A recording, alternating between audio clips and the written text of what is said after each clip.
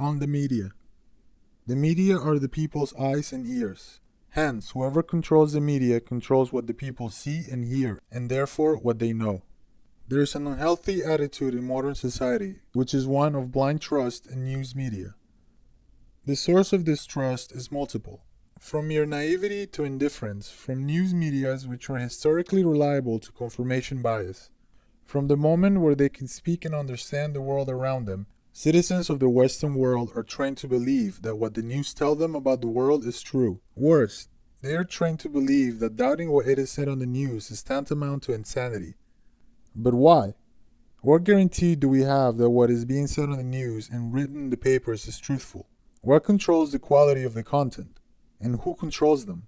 In the end, we hand the mantle of guide to a pleiad of individuals who are no more trustworthy than the common man. In fact, you should consider them even less trustworthy. For, as said, whoever controls the media controls what the people know, and therefore, people with vested interest in controlling the masses will definitely do all in their power to take control of the media. And as you can guess, these people cannot be trusted. But how do they even create a semblance of legitimacy? If they were always reporting on doubtful matter, people would catch on, right? Of course they would.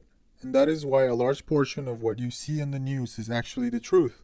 What you have to understand is that they will tell you the truth about things which are relevant in the grander scheme of things.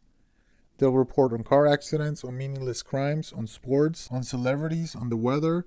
Reporting the truth on these topics helps give an air of legitimacy to news organizations. And so, people are less inclined to question them when these bullshit peddlers do have an incentive to lie, as in any time political matters are involved. And this is the issue when it comes to the masses. For some reason, it has become common belief that if a man tells the truth about one thing, he will not be lying about another, as if people either say the truth or lie all the time. The fallacy in this previous statement is obvious to all, yet it is still subconsciously held by the majority of people.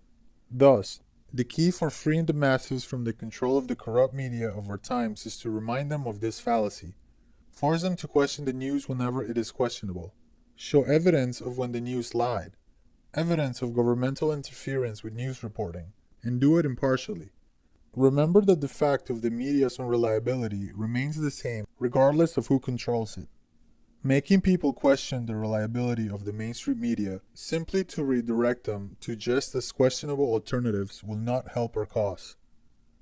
Finally, one very important action people must begin taking to understand what is wrong with the media is to know who controls it. The ownership of all major media corporations is public knowledge and thus available to all. By finding who owns which corporations and determining what links them together, it becomes possible to understand which groups control the media, and thus who is not trustworthy. It will allow you to know who is your enemy, to understand who wants to control what you see and hear, who wants to control what you know, who wants to control you. Does this mean all news media should be abolished? After all, they are apparently nothing more than a tool to manipulate the masses. The truth is that either different news media organizations should be independent of each other and of their nation's power structures altogether, or they should be all under the control of the government. Which one is preferable depends on the government form. In a democratic society, independent news organizations are preferable as to allow the public to form their own opinion. In a more autocratic government, nationalized news medias are preferable so as to keep the masses unified.